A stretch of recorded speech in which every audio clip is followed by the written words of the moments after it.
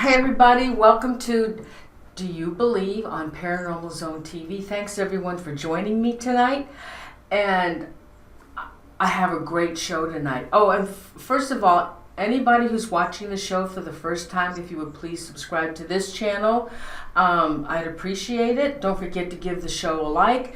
And everybody, tonight we have two authors. Let me show you the book. Two authors. Beverley Folstad and Rich Little, and they have written a book, Cold Case to Case Closed, My Story. And this is about Lizzie Borden. They believe they've solved the case of who was the axe murderer at the Lizzie Borden house. So everyone, let's welcome Beverley and Rich to the show. Hey, Beverley and Rich, thanks for joining me tonight. That's, well, thank you for having us, Norene. And hi, Norene. Really a pleasure to be here. Oh, and thank you so much. Now, you know what? There may be some viewers that are watching the show that don't really know the story of the Lizzie Borden axe murders. So would you just, either one of you, or take a turn of give a little background of this story? Sure, I'll start and Bev can give her side of it. This happened about 123 years ago in the town of Fall River, actually the city of Fall River. And Fall River was a major textile city here in Massachusetts, down near the Rhode Island border. And on August 4th, 1892, there was a double homicide in the house. And Andrew and Abby Borden, husband and wife, were brutally murdered, bludgeoned to death. And in the daytime, at between 9 and 11 in the morning, and suspects. Fall River was a big city at the time, even maybe a little bigger than it is now. It's about 90,000 people now. It was about 92,000 back in 1892. And they suspected anybody who was different, anybody who had an accent, anybody who was an immigrant, anybody who had a previous rage problem or anger problem or alcohol problem. But they soon narrowed it down to three suspects, three people of interest. And they included Lizzie Borden, she lived in the house, and the domestic servant, a woman by the name of Bridget Sullivan, and an uncle who stayed overnight, who did not live at that address, but stayed overnight the night before. His name was John Moss. And those were the three main subjects that they were interested in within 30 minutes after the bodies were discovered. It was Lizzie who discovered her father's body when she came in from out back in the backyard. Beth, can you add anything? Actually, Norene, when writing this story, I wrote it as part of our Injustice of It All book that will be coming out with shortly. And I titled it is Innocent with an I, because the whole thing was, with Lizzie Borden, you hear the skipping rhymes.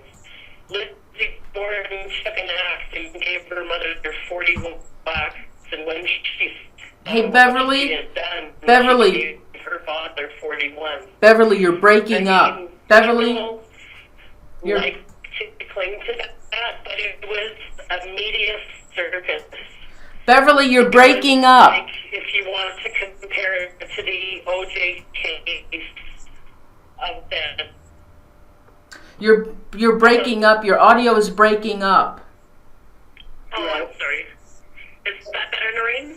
Okay, now go ahead. Try it again. You want me to fill in some spot of one of three daughters, Andrew Borden and his wife Sarah.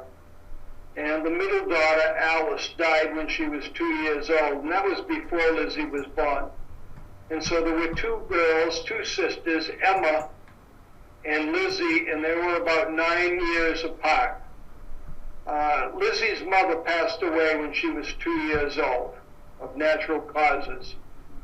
And it was just the father, Andrew, and the two daughters. And several years later, this is right after the Civil War, he remarried Abby Borden.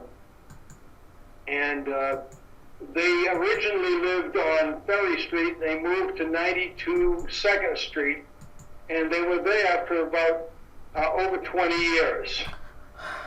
And Lizzie was a teacher.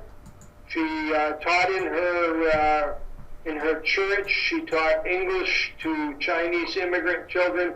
She taught English to immigrant women who worked in the mills.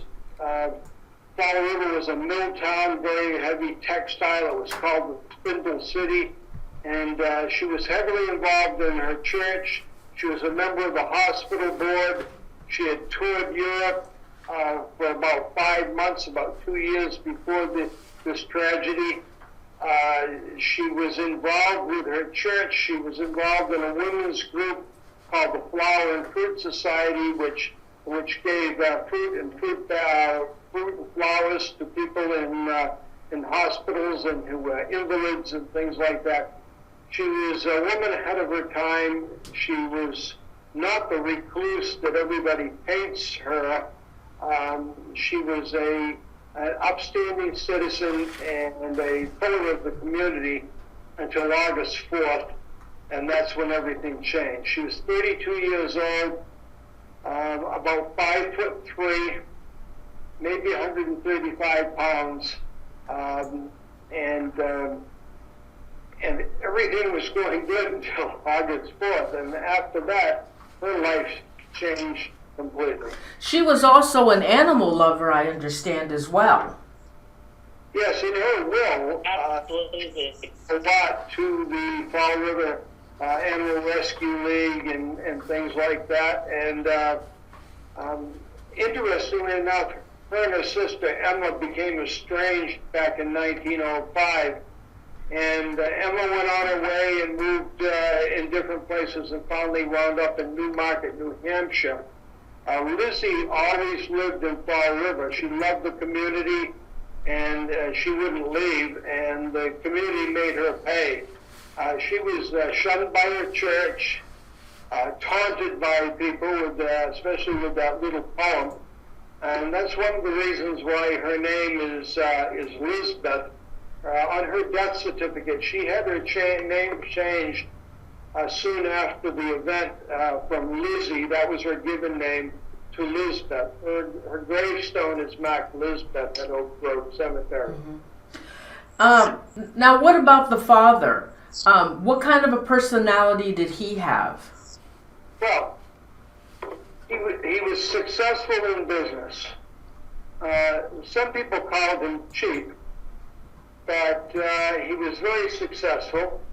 His estate when he passed away was in excess of $500,000, which in today's dollars would probably be between $9 and $13 million. He was involved with several banks. He was president of 2 banks, was involved in the board of directors of several others. He was board of directors of several mills in Fall River, textile mills. He owned property, rental properties throughout the community. In fact, there was a new building being built in Fall River at the time of his death, and it's still there. It's on the historical register. It's called the Borden Building, and that is still in downtown Fall River. He was extremely successful. The word is that he was frugal and that he was cheap. I'm not sure that that's entirely accurate. They tried to paint, when I say they, authors have tried to paint that this was in a rundown neighborhood of Fall River and that Lizzie and Emma wanted to get out of there and move to where on the higher end of town of the Highlands. And but that neighborhood was not a bad neighborhood. They had doctors that lived on 3 sides of them. and the home on the north side was called the Buffington Mansion, and that's where the former mayor of Fall River lived. So they certainly didn't live in a rundown neighborhood. And it's not that far from downtown, and that was one of the reasons why Andrew Borden liked it, because it was near his business. Mm-hmm. But at the time of his death, they were planning to move to a new home up in what they call Fall River Highlands. Now, as far as education, she didn't finish school, did she? Well, there's a question about that. We know she had a high school ring, a ring that normally a senior in high school would get, and she gave it to her father, and her father wore it on his pinky finger till the day he died. But we can't find her records. There is no record of her graduating from Durfee High School, which is the high school in Fall River. Her sister Emma, on the other hand, went to a private school called Wheaton, and Wheaton used to be a women's college, and now it is a co-ed college, and that's probably about 25 miles from Fall River. So Emma did her formal high school education at a private school called Wheaton. But now, Lizzie was also a kleptomaniac. According to the reports. She was never charged with kleptomania, being a kleptomaniac. There was an incident after the death of her mother and father with a firm down in Providence, Rhode Island, by the name of Tilden and Thurber. And it was stated at that time that she took something out of the store, 2 porcelain tiles. That was settled by her attorney. Whether or not she stole them or there was a misunderstanding, but there isn't really any formal evidence to prove that she was a kleptomaniac. And even if she was, that doesn't mean that she was. It would have been possible for her to kill her mother and some stepmother and father. Yeah, so from what I read was that the father knew her problem and that he worked it out with the store that she would frequent and steal from, and he would just say, put it on my tab, and he would pay for that. That's entirely possible, but... Now, what about, okay, now also read that he had a son by a woman that he had an affair with. What do you know about that? Absolutely false. Okay. There was a Willie Borden. Hey, Rich, talk back. Go. You're buffering. Talk. Sit back a little bit. Okay. There was a Willie Borden, and that story about him being Andrew's illegitimate son came out about 20 years after the fact. There was a Willie Borden. He had some issues. He had some psychological issues, but there's no connection at all between he and Andrew. His last name was Borden, but there were a lot of Bordens in Fall River. In fact, there still are. Okay. All right. Now, also, in your research, what about this unsavory sex in the home? What do you know about that? Again, when Bev and I went on our research, what we researched to come to our conclusions was the witness statements and the testimony at the inquest, the preliminary hearing, the grand jury hearing, and the trial, and the newspapers at that time. That incest story, again, is a story that came out perhaps 25 to 30 years after the event. That didn't come out during the event. You probably can hear a train going by me right now. Yeah. The viewers are having a hard time hearing you, Yeah. Rich.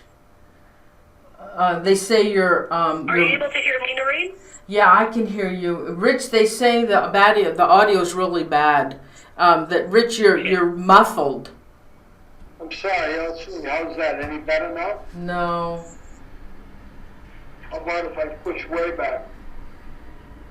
Maybe I'm driving the microphone. You know, in the research when I was researching everything on Lizbeth's life, I never did really see anything that pointed at the fact that there was any incest going on in the house. There was a very strange connection of her father wearing her high school ring on his pinky. People associated that with maybe being a wedding ring. What I did read, though, was that she was referred to as plain, as homely, and when she did try to have some relationships with boys, her father didn't approve of them. He didn't think they were good enough. So in my stomach, I feel like there wasn't anything inappropriate going on between Lizzie and her father.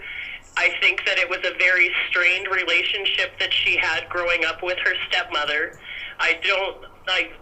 It's obvious from everybody, who does their research on it that there was no love lost between the two of them.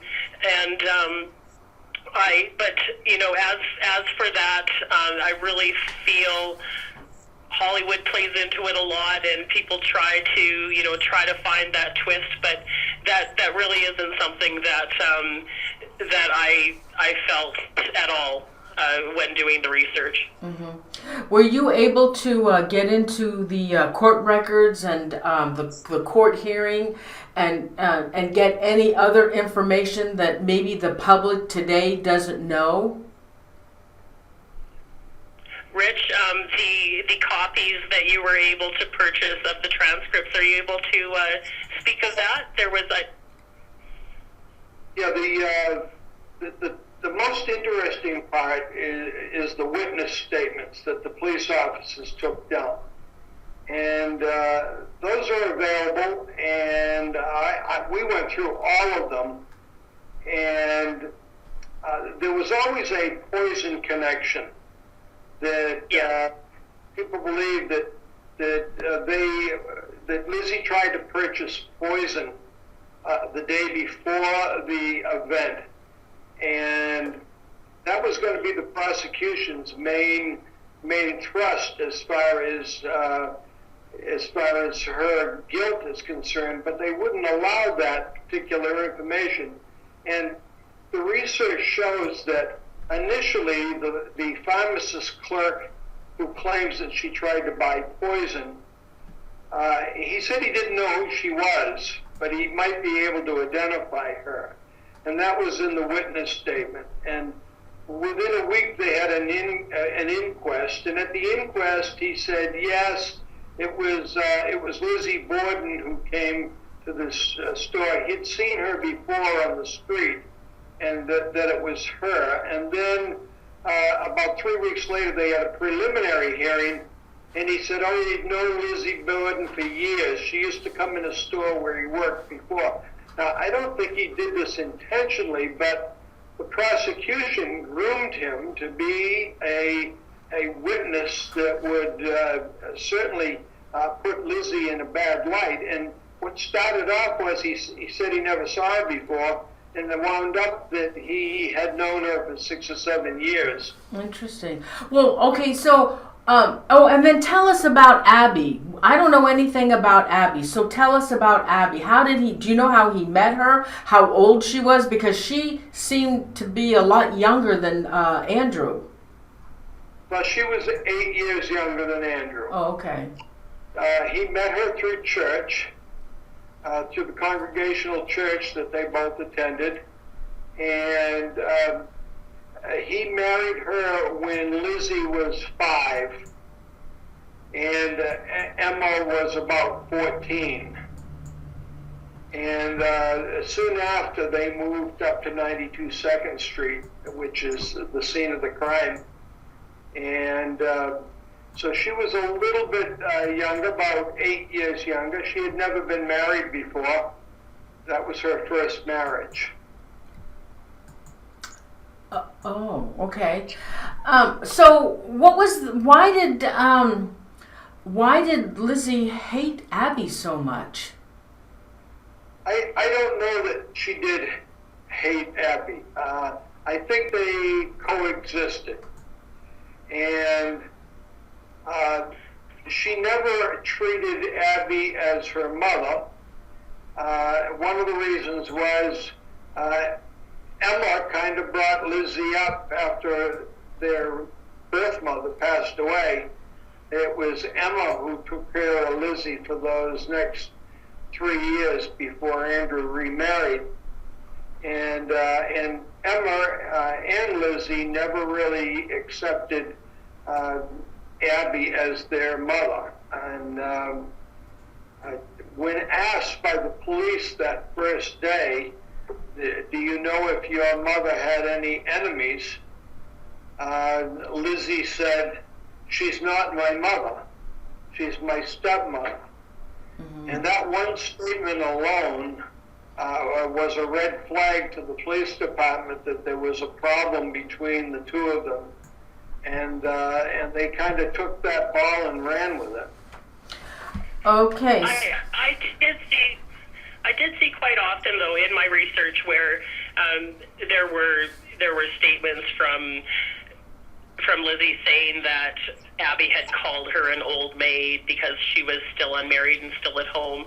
But again, it's really hard when doing the research to pick out what another author has just felt and what is real fact. And in our book, Rich and I really tried to put all of the facts that we could find together so that when people read it, they could make up their own mind, about who really did it. And coming into the story, neither of us really, we did not know what we know now, and it was really exciting, when Rich came to the conclusion he did, and I'm really excited for more people to share in that. Mm-hmm. All right, so okay, so now let's go into the murder. Lizzie is accused of killing both Abby and Andrew. Emma wasn't living in the home at the time? She was on vacation. She was? She was away on vacation. Okay, sit back, Rich. Okay, so then, all right, so then talk about the accusations toward Lizzie then. Why did they suspect her? Because why? Well, number one, they didn't like the way she grieved.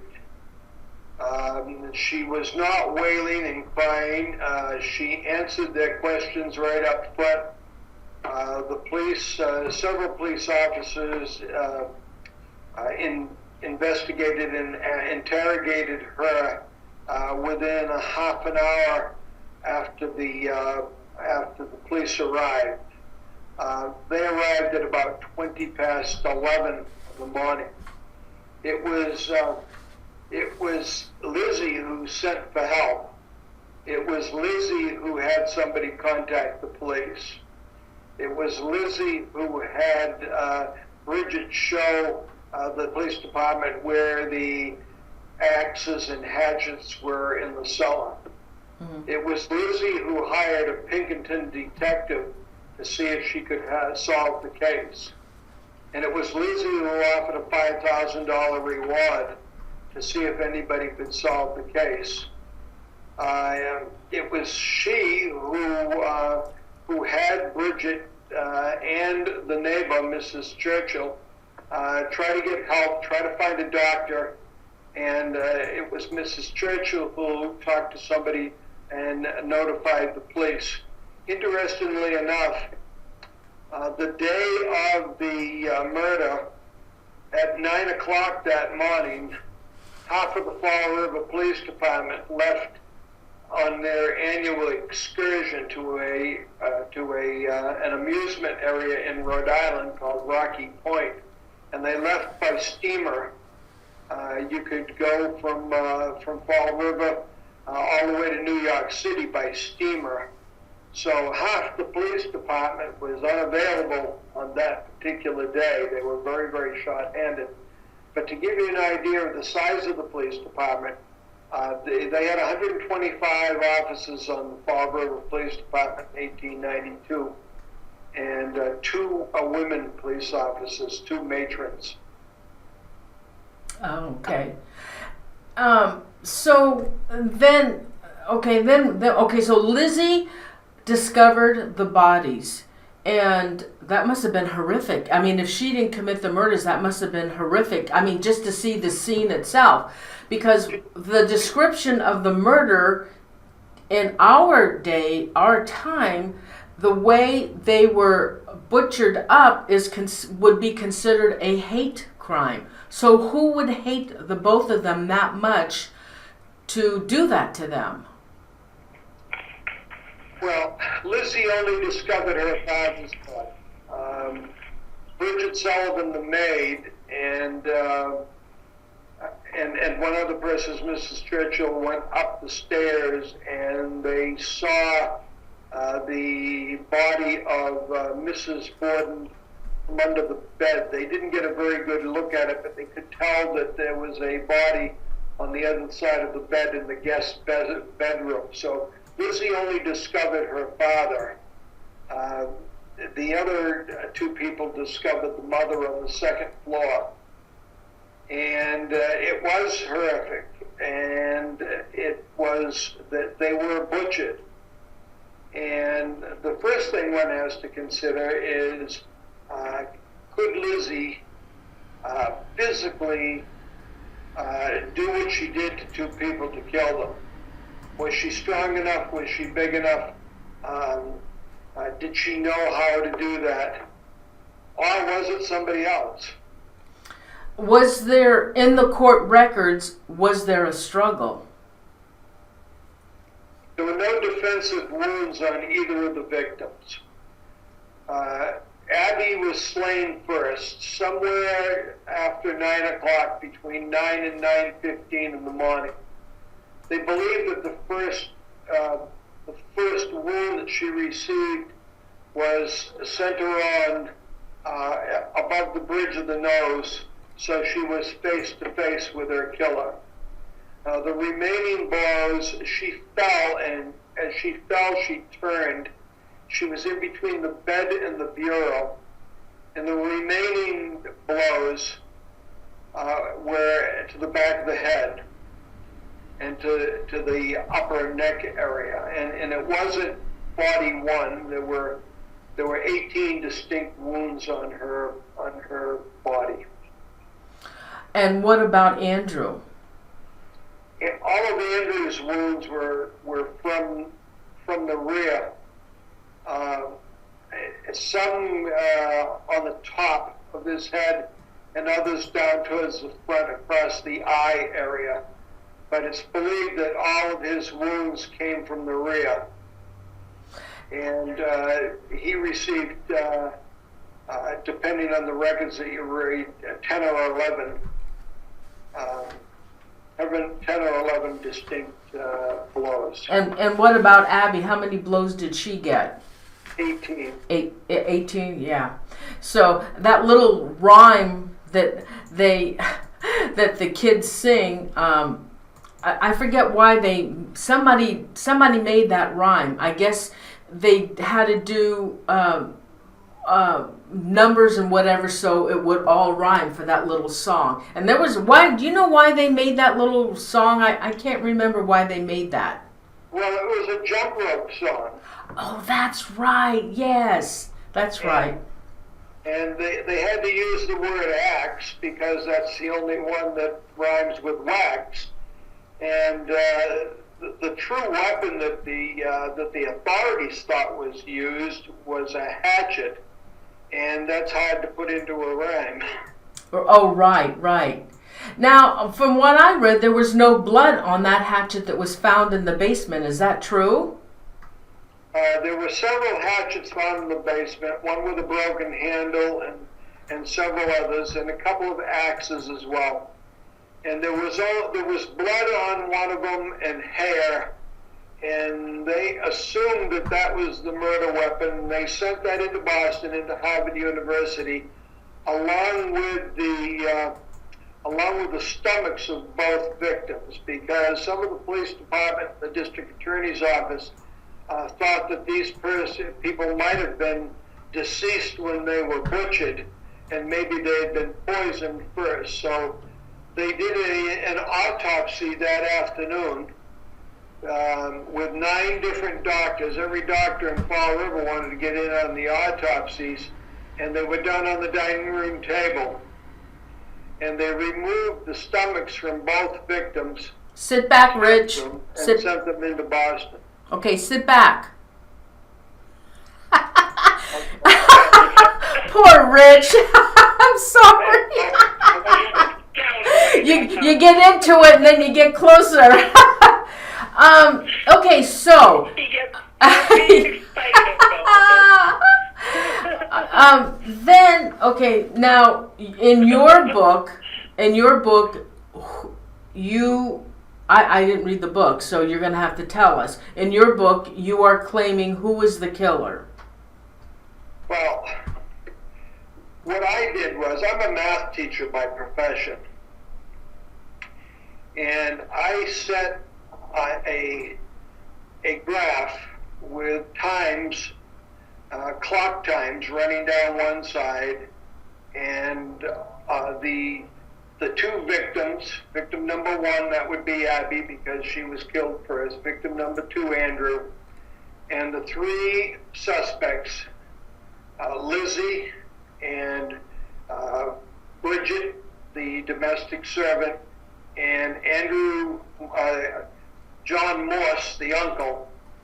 And I put, there was a separate column for one main witness, who was Dr. Bowen, who was a neighbor of the Bordens, and the Fall River Police Department. And I charted those down between 6 o'clock a.m. on the 4th of August and 12:30 p.m. on the 4th of August.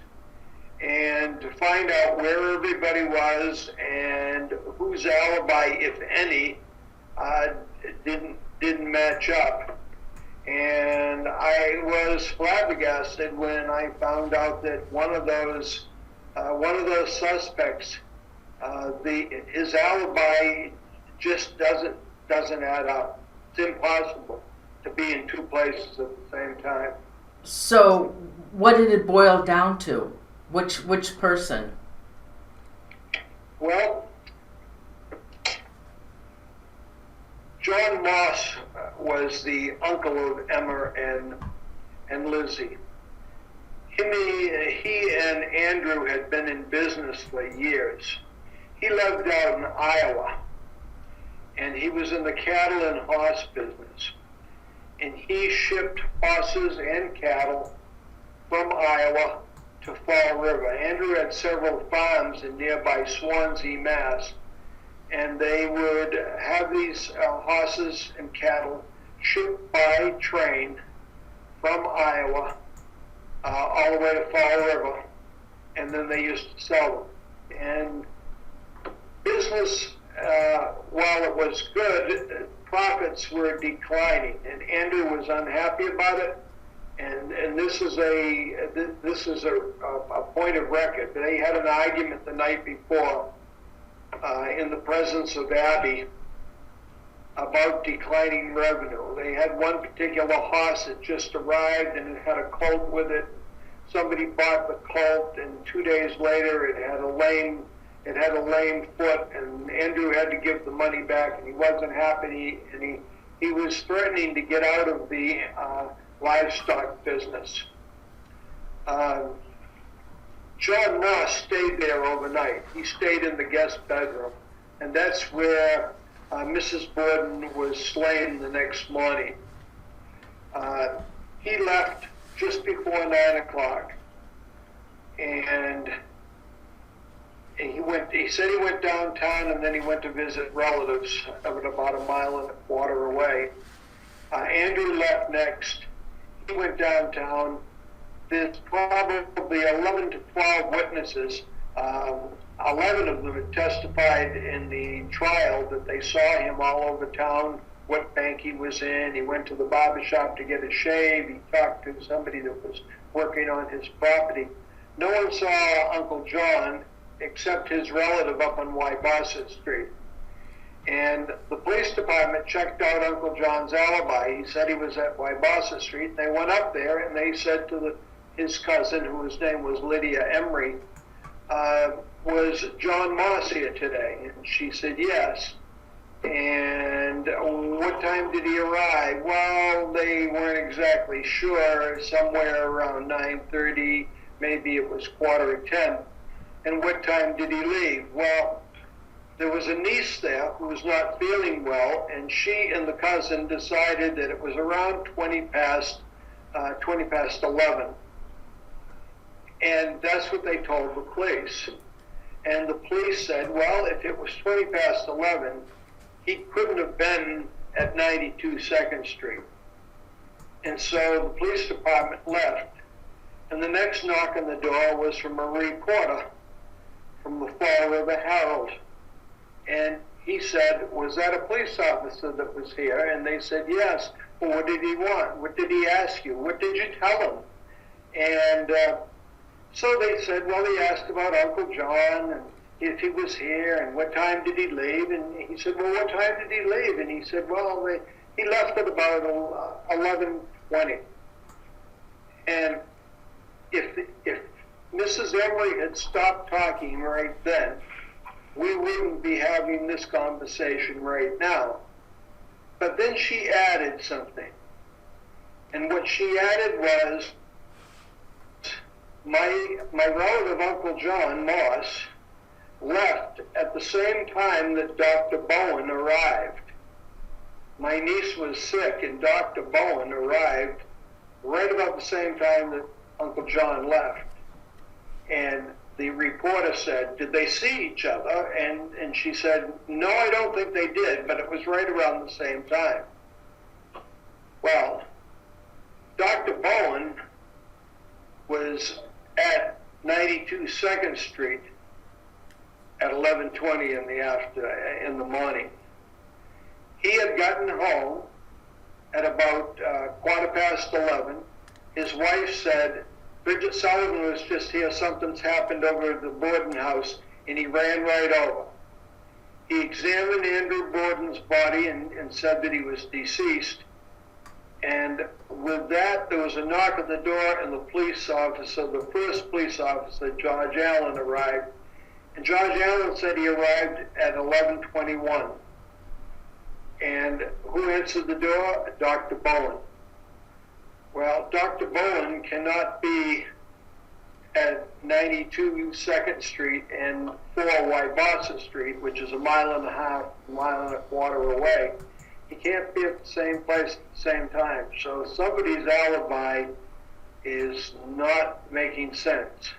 It's either the police department is wrong on their time, or Dr. Bowen's wrong on their time, or Uncle John Moss is not telling the truth. I don't think those people, his cousin, lied about him leaving at 11:20. I think they thought it was 11:20. In reality, I think it was about 10:20. So bottom line is, who do you think did the murders? It had to be Uncle John. He had the opportunity. He also had the experience. Yeah, that is Butcher. Did you want to say? Go ahead, Beverly. Go ahead. People question quite often. They question, well, Lizzie must have had to shower in between, and there had to be blood everywhere. So when you look at the potential people who could have murdered the Bordens, he was a butcher by trade. It was his job to go out to a field, take a cow, and bludgeon it over the head, and it would die. I mean, that's how butchers did it. You didn't just go to your local grocery store and pick up some hamburger. So the man could very well do a relatively bloodless murder, as morbid as it sounds, out of anyone. He was definitely practiced. So it's very, very plausible to me that it was him. Now, was this John Morse, was he there? Did he show up for any of the trial? Was he in the audience? Yes, he was there for the initial inquest. He was, initially he was a suspect, but soon he became a witness for the prosecution. And when he became a witness for the prosecution, they didn't ask him any more hard questions. He was a witness for the prosecution at the inquest. At the preliminary hearing 2 weeks later, we can assume that he probably was a witness at the grand jury, but in Massachusetts, the grand jury results are still sealed. And but we kind of think he probably was there for that. And he also testified at the trial in June of 1893. But after the trial, he left Fall River within a day and a half. Now, he'd been back from Iowa for 2 years, but the day after the trial, he left Fall River and he never returned to Fall River. He stayed out in Iowa in that area for the rest of his life. Now, when there was an autopsy that was done, and we know there was 18 to 19 blows, in any of that inquest or at that court, did they say at what point was he dead? Because all the other blows, we know he was already dead by the time he got to 19. So did they say how many blows it took to actually kill him before he continued on?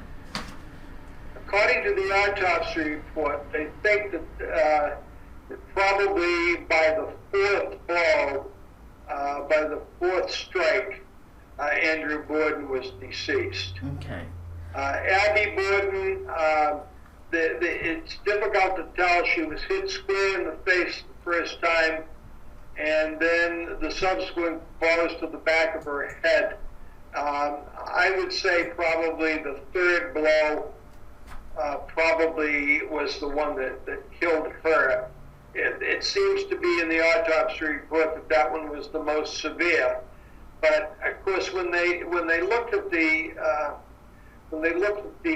skulls, and this is rather morbid, when they had the funeral cortege left the scene, and the bodies were not interred in the ground. The bodies were taken to a storage area, and then a second, more complete autopsy was done by the state medical examiner and 2 other doctors, and that was about towards the 3rd week of August. And at that time, the skulls were removed. And what they did at that time was they boiled the skulls, removed the contents, boiled the skulls, and then made plaster casts of the skulls, which they brought into court as part of the prosecution's evidence. And the injuries they sustained were only in the head area, nowhere else on their body. No, only in the head area. And so why do you think they just went for the head? I think whoever killed them knew Because he was butchering them. They were butchered. And they were butchered. And he carried the tools of the trade with him.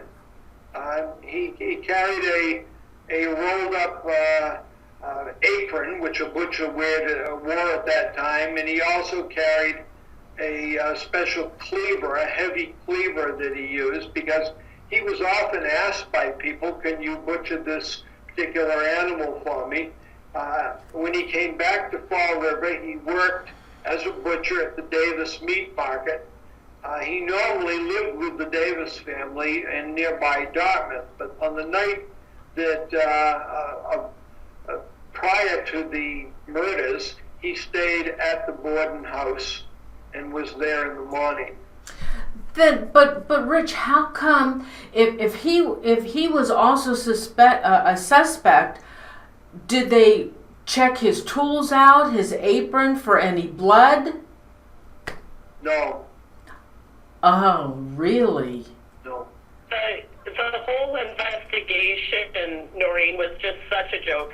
When you look back, really, reporters were on the scene before police were on the scene in a lot of it.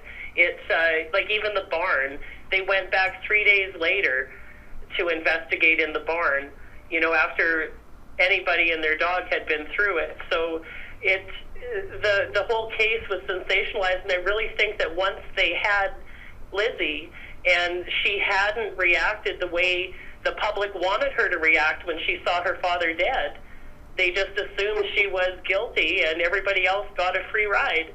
And I think that's why Uncle John left Fall River and never returned. Now also, didn't Lizzie burn? Okay, now that's in the theaters. Did she actually burn her dress?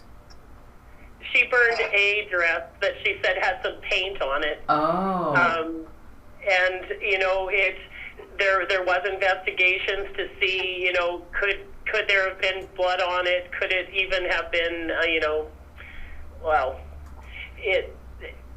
I'll let you, Rich, go ahead with the dress. There's so much on it. The police department did their initial search of the home on the day of the murders, on the 4th of August.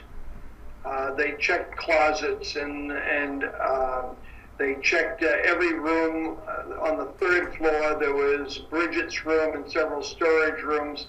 They checked that. They checked all the rooms on the 2nd floor, and they checked the rooms on the 1st floor. They checked the barn and the loft in the barn.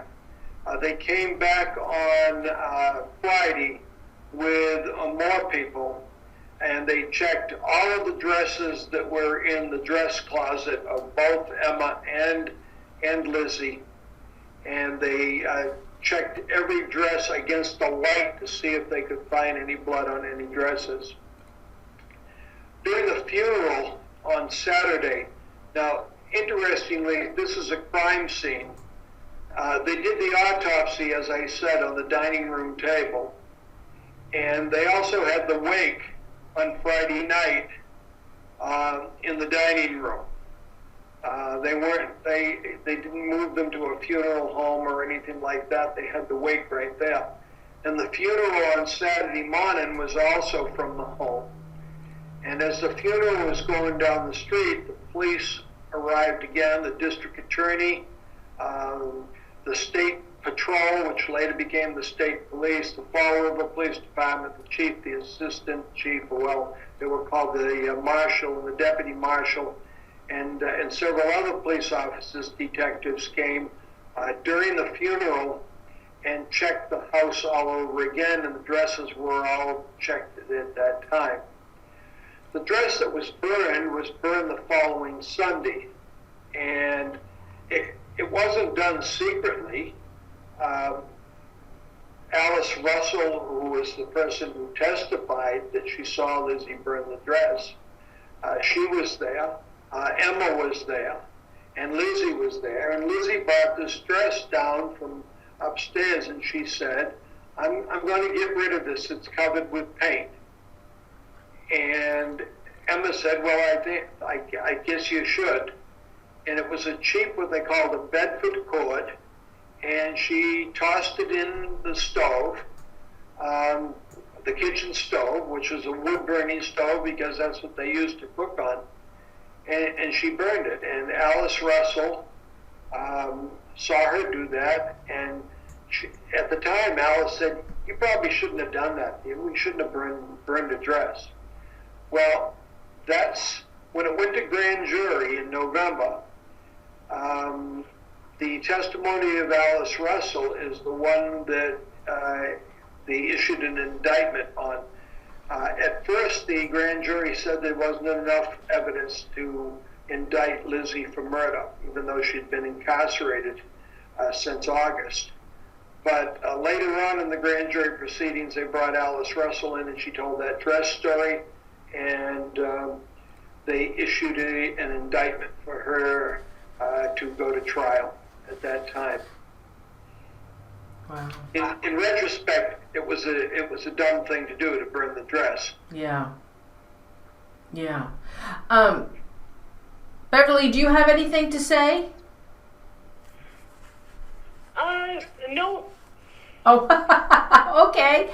I'm just enjoying listening to this all. Really, I really feel that people have held on to the skipping rhyme, and the fact that, this little girl, she took an axe and she whacked the crap out of her parents, and it was a horrible, bloody scene, and people want to, as horrible as it is, they want to hold on to that little piece of history and go to the bed and breakfast and sleep with Lizzie's ghost. I do believe in ghosts. I don't want to sound, but I'm on Paranormal Zone, so that's okay. But I honestly feel that it's not Lizbeth that's in that house. It's Abby, and she got that blow straight to the face from Uncle John, and until Uncle John, even though they're both gone now, until the real killer is named, I don't think the poor woman can rest. Really? That's possibly true. I feel that to my toenails, Norene. I really, really do. Because I even saw there's been photographs of the bed and breakfast where there's this face in the window, and it seems to have a kerchief on, and they're like, is that maybe the maid? Is that Lizzie? I really think it's Abby. Oh my gosh, I've never been there. Wow. I hope you go, Norene. I know that you have all kinds of connections, and you have a lot within you, and I hope you guys go there and talk to Abby and get the down low on Uncle John. Now, is there anything else that might be in their closet that hasn't come out about the family? Not as far as I know. I think that with the movies that came out, there was a lot of controversy around the relationship that Lizbeth had with Nance O'Neill, and I think that over the years, a lot has been played into that really wasn't there. I don't know. I'm just glad that all these years later, maybe a cold case is going to be solved. Oh, really? Now, did she have boyfriends, or was she a lesbian? She did try to have boyfriends, but her father did not approve of them. Oh, okay. What happened to her after she was acquitted? What happened to her? Well, she did leave court thinking that she had the support of the people who, were on her side while she was in jail all those months. But as soon as she left the courthouse, she was shunned, and her name was dirt. And people there was the Borden alphabet that came out that was published in the papers, and a lot of horrible little tidbits about the family. We've included a lot of them in our book. And it's just it's like the sensational case. It ended with her being found not guilty, and people just weren't ready to accept that. They wanted to find out why she did it and how she did it, and that's where there's generations of people that have just assumed that, and I too, on starting this, I assumed that she had killed her parents. I had no idea. It was Rich and his daughter that had always had such a deep interest in the case, and they had gone to Fall River, and they even did a balloon ride over it, and it was just so personal to them. And so that's why I took on this story when we started out, because I had no idea except for the skipping rhyme. Everything that I researched was fresh for me. So I don't come at the case with a lot of, I didn't live in the area and know all of the local history in that. But I really enjoyed it. I believe most of us did think that she killed Abby and Andrew. I mean, there was nothing else. Absolutely. And so Absolutely. then after all of this, she inherited, her and her sister inherited everything. Yes. Mm-hmm. They inherited everything. They made a settlement with the family of Abby because they thought they should, and the rest of it was equally divided between Emma and Lizzie. And they never sold much property. They kept 92 2nd Street and used it as a rental property. And Lizzie bought other rental properties in the area where they moved. They went back to 92 2nd Street, the scene of the crime, after her acquittal. Within 60 days, they had moved up to the Highlands area, up to a place that Lizzie called Maplecroft. Yeah. In fact, that house is being redone as we speak, and that's going to be a bed and breakfast. It's a beautiful Victorian home, which is probably almost 2 miles away from the Lizzie Borden Bed and Breakfast Museum. And they're underway on that as far as refurnishing it and refurbishing it. And they were there within 60 days, but they didn't sell the property down to 92. They kept that as a rental property. A little while later, in that fall of 1893, Lizzie and several others went to Chicago, to the Chicago World's Fair.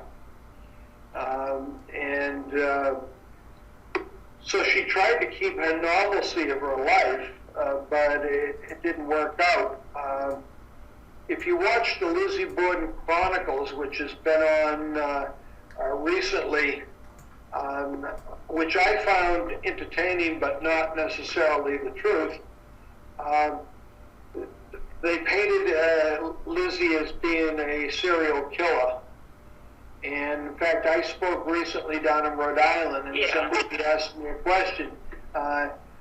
I didn't know that she was a serial killer, and well, she wasn't a serial killer, but the Lizzie Borden Chronicles had her on a rampage, and that's just pure entertainment. Now, how old was she during this trial? How old was she? She was 32. 32. And then how old was she when she passed on? She, I have a picture of her. Looked like she was living in a gorgeous home. Well, the Maplecroft home was gorgeous. I haven't been inside of it, but I've been around it, and it's going to be gorgeous when they get She it. died of pneumonia at 66. Oh, really? Pneumonia at 66? Yeah, pneumonia at 66 took her. 67 years old. And the interesting part is that Emma, who was 9 years older, she lived up in Newmarket, New Hampshire. She died within 9 days of Lizzie, so they both passed away within 9 days of each other. Oh, wow. Oh, gosh. But they never spoke after Emma left Maplecroft. They never spoke. So whatever their argument was, they took it to the grave. Wow. That was a fascinating story. Yeah. Do you want to tell everybody, I have a picture of your book and where they can get it?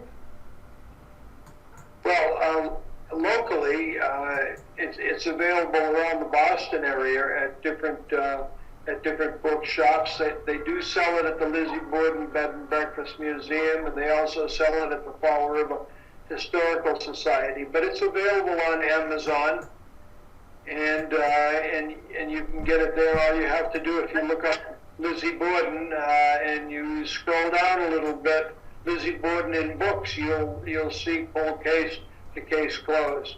Awesome. Now, we are having issues, Norene, with finding the book on Amazon Canada. And so currently, we do have somebody working on that, because you go onto Amazon.com and it shows up right away. In Amazon Canada, we just don't seem to exist. So I do have copies available in Edmonton, but yeah, any interest in Canada, I can definitely get a book to anybody who wants to read one. Wow, that's awesome. Rich and Beverly, thank you so much for coming on the show. Thank you, Norene. God, when I found, I search all the time for my guests, and I found your book, and I thought, oh my God, I have to have you. Thank you for coming on the show. Well, thank you. Noreen. Thank you, guys. Hey, best wishes and good luck with your book. I hope you sell lots of books. Thank you so much. Thank you. Sure, enjoy your show, Norene. Oh, Thank you. Thank you very much. Good night. Thanks. Good night. Good night. Thank you. I'll still be